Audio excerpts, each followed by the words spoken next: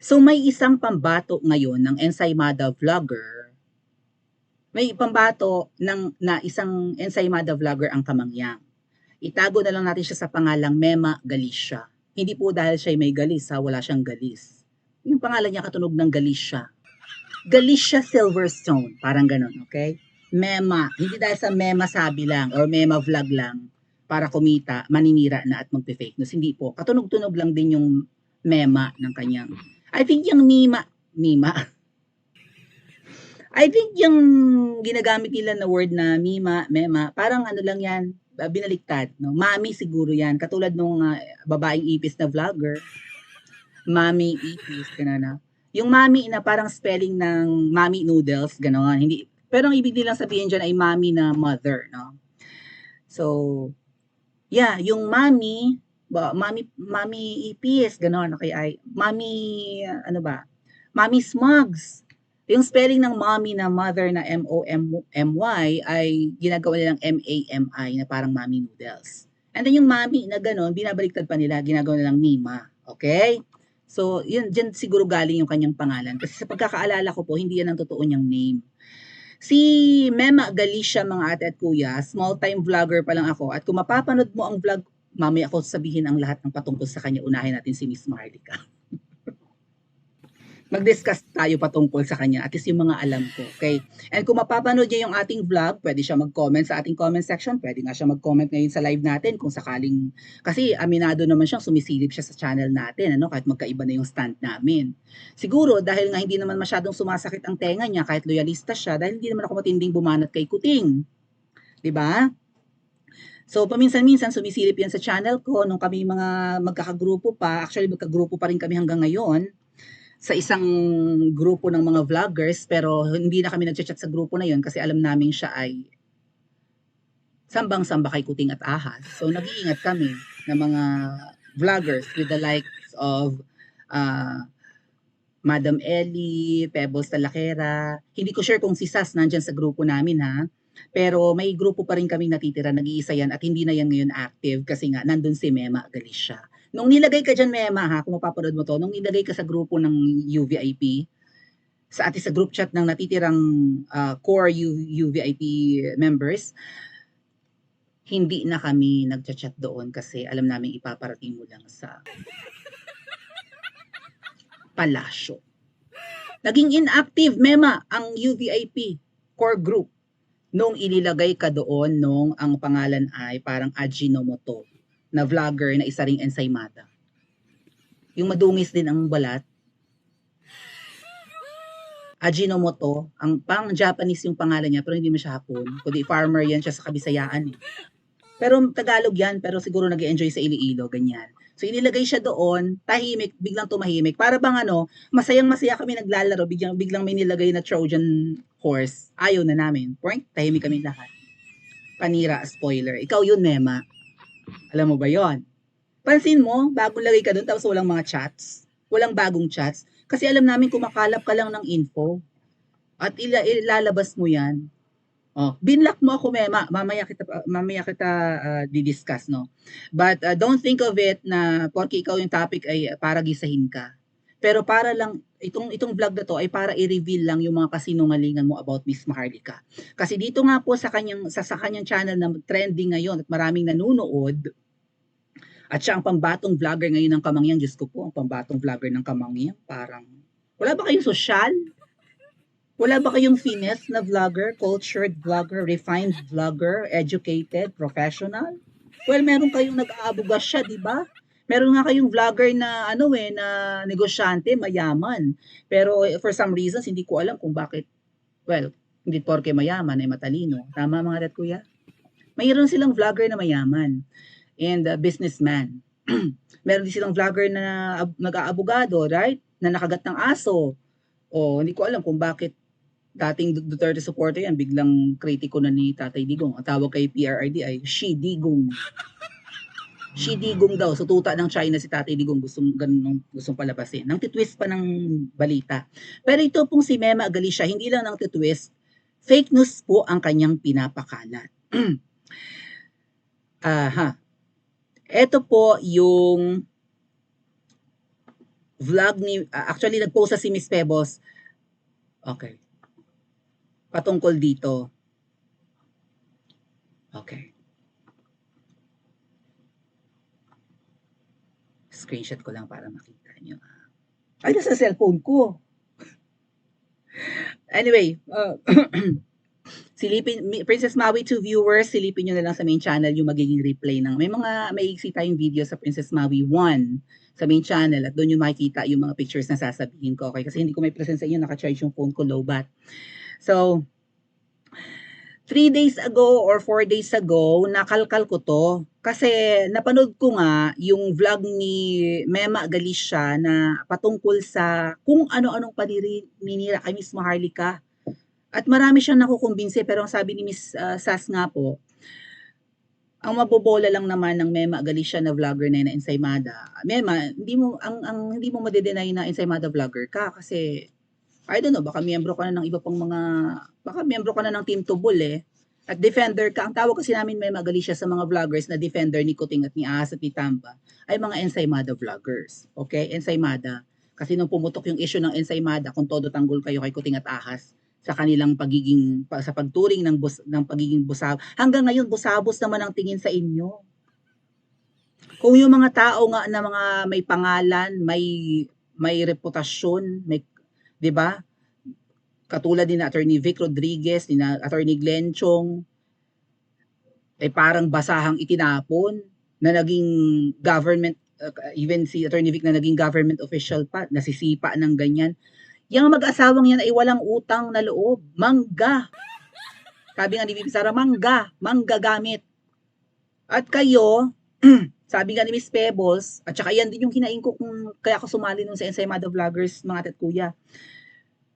After nung manalo ang Kuting na yan, kaya nga nung pinatawag tayo, di ba, mga panahon na yun ng September, October, mga Ensaymada, kung sakaling sumili pa sa channel ko.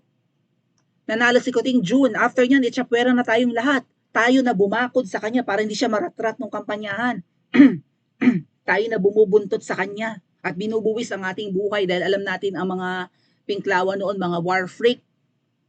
At alam niyo naman ang mga Marcoses kung paano panggigilan ng mga dilawan. So word kami na mabangbang yang si Kuting, ma-assassinate, ma-sniper. Kaming mga vloggers na nakapalibot dyan. Buwis buhay rin na kinakover ang paglabas niya, pagpasok niya ng venue, ganyan. Nagiging human shield na nga ang mga vloggers. Pero after yung manalo, itchapwera tayong lahat. June, July, August, nung pumatak ng September, 4 months na tayong deadma, pinatawag tayo sa Kamangyang. At kinumusta tayo, pinakain tayo ng Shanghai at itlog. Walang kanin, kundi pa ako mag-request. Tanghaling tapat. And then nung December 10, ganun din, tanghaling tapat tayo pinatawag, walang kanin. Ensaymada lang ang meron. At kayo, tuwang-tuwa kayo kasi nakapagmukbang na kayo ng tinapay. Ay kasi nga, mga busabos kayo. Anyway, ganun ang turing sa inyo, busabos, di ba? Pero hindi nyo yan nare-realize ngayon, pinapakinabangan kayo kasi may isang vlogger na tumatayo laban sa Kuting at Ahas at Tamba na yan. Nakatulad ni Miss Maharlika na napakalaking threat sa kanila dahil pinagkakatiwalaan ng mga Puting Ahas. Kung wala si Miss Maharlika, deadma kayong mga ensaymada vloggers. Lalo kayong magiging busabos. Ituturing kayong basahan ng mag-asawang yan. Nga lang at may pakinabang pa ulit ngayon sa inyo kasi ang pangtapat kay Miss Maharlika ay mga vloggers na katulad ninyo. Nawala naman kayo sa dumi ng kalingkingan ni Miss Maharlika dahil pag bumuka ang bibig nyo, walang substance ang vlogs nyo. Walang natututunan.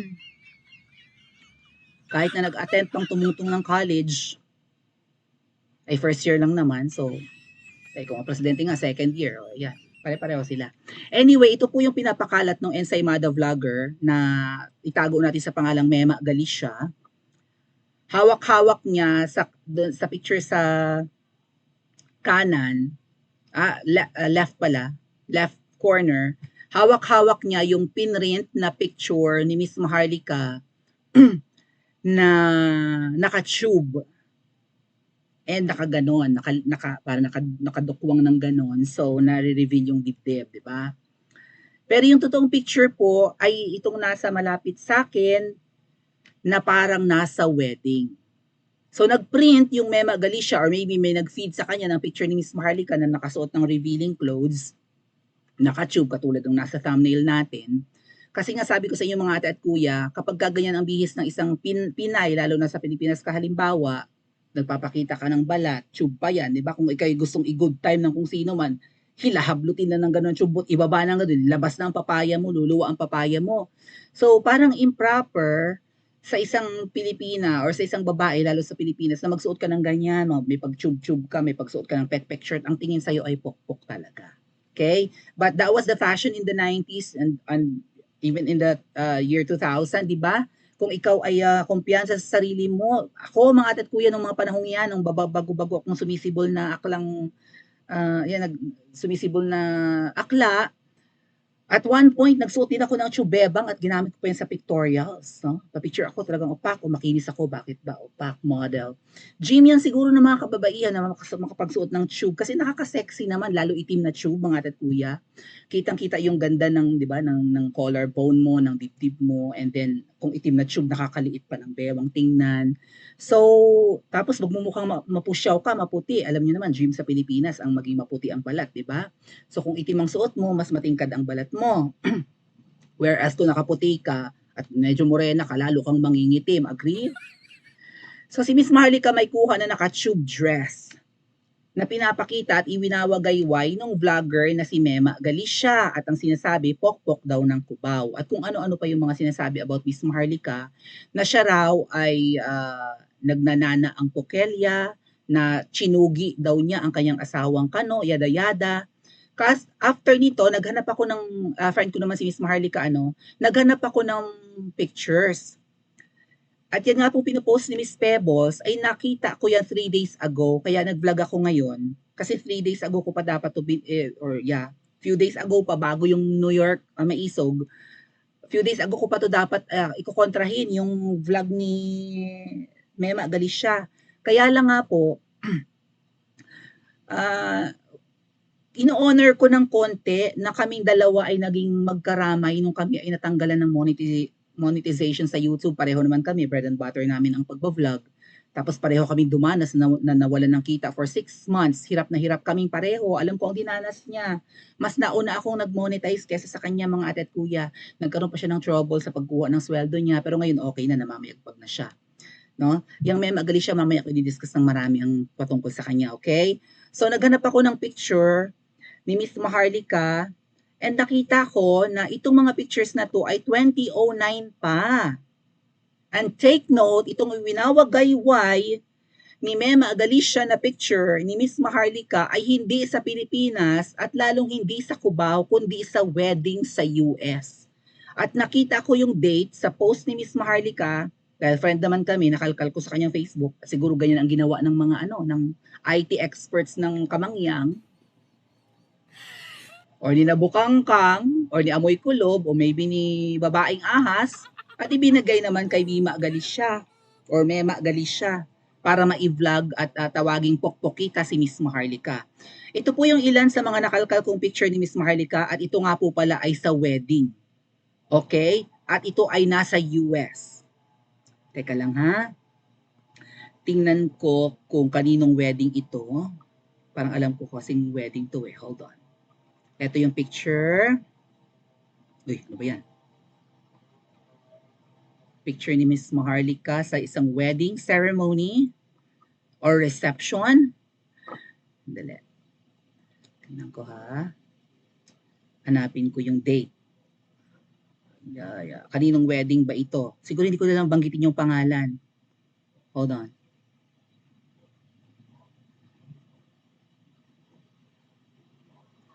Okay.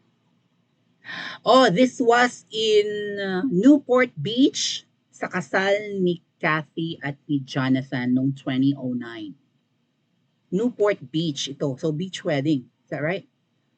O, beach wedding naman pala. Ay, di lalong revealing ang suot, mga ate at kuya. And si Miss Maharlika, baka ito ay damit ba to ng abay or ninang or whoever or whatever, kasi yung nasa likod ni Miss Maharlika, makikita nyo, naka-tube din. Hindi ito kuha sa Cubao habang si Miss Maharlika ay nagbebenta ng laman. Mema, fake news ka. Fake news vlogger. Dahil hindi pala ito kuha sa Cubao habang nagbebenta ng laman, yung kasama ni Miss Marlica sa picture na lalaki, I think ay groom. Kung hindi man groom, ay isa sa mga sponsors or ninong or kung sino man. Hindi ito pinagbebentahan niya ng laman. Or picture niya habang siya ay nagpopocahontas sa Cubao. Kung magpopocahontas sa Cubao, kapal-kapalan naman ang makeup pa lalo para mas mabenta. At saka sa edad na yan, 2009, 30 anyos na si Miss Maharlika, may edad na yan sa pagiging poka. Ang mga poka po, ang mga pokpok, Pocahontas, whatever, or mga putaching, hanggat maaari, magbenta na ng laman at the age of 20. Sabi ko nga sa inyo, yung mga pokpok dyan sa University Belt, karamihan mga estudyante, di ba? Mga kolehiyala, pang-support sa kanilang studies, pantustos sa kanilang allowance, magpopoka, edad 17, 18, 19, 20. Mga kolehiyala, nagpopoka. Yan ang mabenta, bagets-bagets. Kung 30 ka na, considered ka ng masyondaers. Okay, 2009 photo ito mga ate at kuya ni Miss Maharlika. I found another one. Hold on. Eto. Oh, Mema, anong masasabi mo dito? Yung picture na yan na parang may lalaking dinidikitan ng dibdib si Miss Maharlika, ay groom pala yon. So ito siguro yung Jonathan. Okay? Wedding ni Kathy at ni Jonathan. At sa US ito hindi sa Cubao, Mema. Oh. Beach wedding, inabot na ng gabi yung reception. What do you think mga ate at kuya? Oh, ano Mema? AI? Screenshot ito, Mema, ng post ni Miss Maharlika. Ayan, oh. Post ni Binibining Maharlika noong August 26, 2009. Taong yan, nasa US na si Miss Maharlika, Mema. Post niya yan, in-screenshot ko. O ano, AI ang picture na ito, peke ito, edited, sige nga. Tawagan mo kaya yung Kathy at Jonathan na nasa picture. At tanungin mo kung bisita nila si Miss Maharlika sa wedding na yan. Ano ba siya doon? Abay ba siya? Or sponsor ba siya? And Mema, kung 30 anyos si Miss Maharlika ng mga panahong yan, aba ay apaka-sexy naman. Dinaig ka pa, 30 anyos na, may anak na siya dyan. Right? May apo na nga si Miss Maharlika ngayon, 49 years old, sabi niyo si Miss Maharlika. Oh, may apo na siya ngayon. Oh, disiplinado pa rin.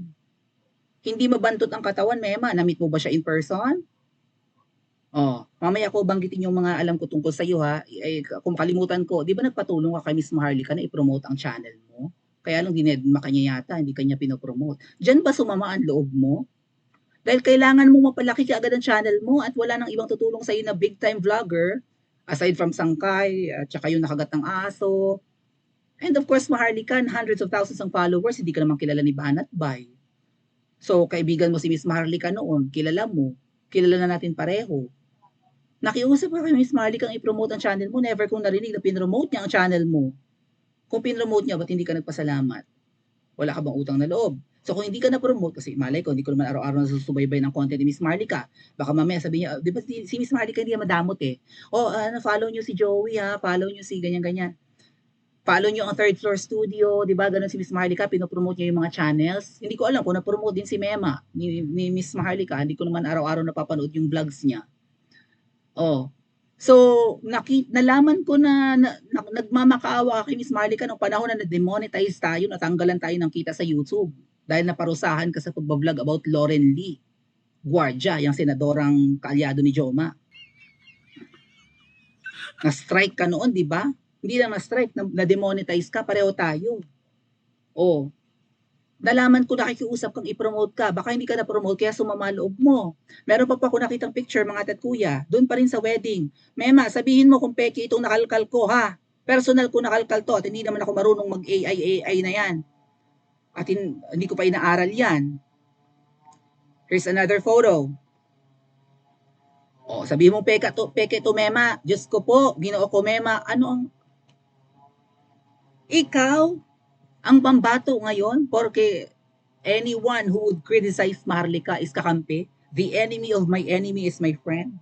So, porke inaaway mo si Miss Marlica, well, ensaymada ka, so, expected. O, ayan, kita yung dagat. Parang nasa yate ba to? Or, I don't know, nasa tabi ng, port nga pala, port.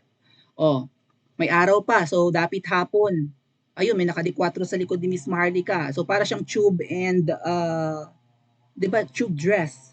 Above the knee and tube nga. So, parang tank, no? Tank, ganon. Tank top.